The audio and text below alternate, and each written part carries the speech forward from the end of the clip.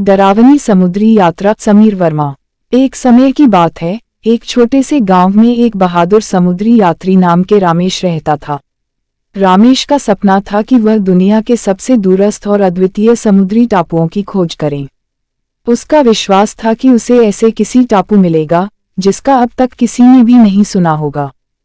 एक सुंदर सवेरे रामेश ने अपनी टांगे के घोड़े को समुद्र तट की ओर चलते हुए देखा। वहां पर उसने एक बड़ा सा जहाज देखा जो उसकी इस यात्रा के लिए सहायक होगा। रामेश ने अपनी टोली के साथ उस जहाज में सवार होकर अपनी डरावनी समुद्री यात्रा शुरू की। शुरू में सभी कुछ ठीक ठाक चल रहा था। टोली के सदस्य और रामेश अपने जीवन की इस बेहतरीन यात्रा का आनंद ले रहे थे।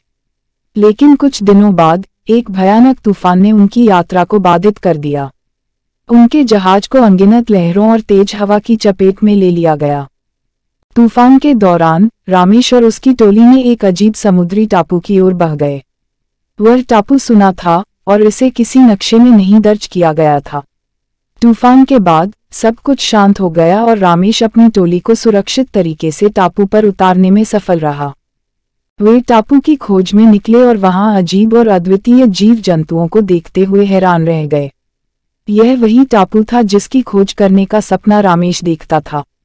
टापू पर उन्हें कुछ बड़े और पुराने खजाने की भी खबर मिली, लेकिन उसे पाने के लिए उन्हें अद्वितीय चुनौतियों का सामना करना पड़ा।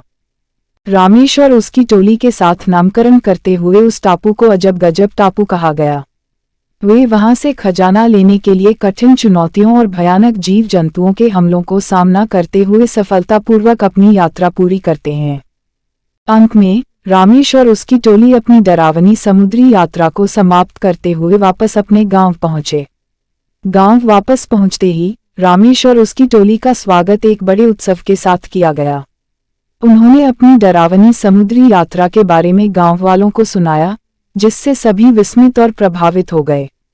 खजाने का एक हिस्सा गांव के विकास के लिए दान किया गया और रामेश का नाम उसके साहस और बहादुरी के लिए यादगार बन गया।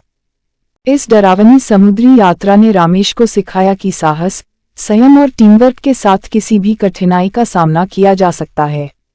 यह कहानी आज भी गांव के लोगों के बीच एक प्रेरणादायक कथा के रूप में सुनाई जाती है और रामेश की साहसी यात्रा को याद करके लोग अपनी चुनौतियों का सामना करने की हिम्मत रखते हैं।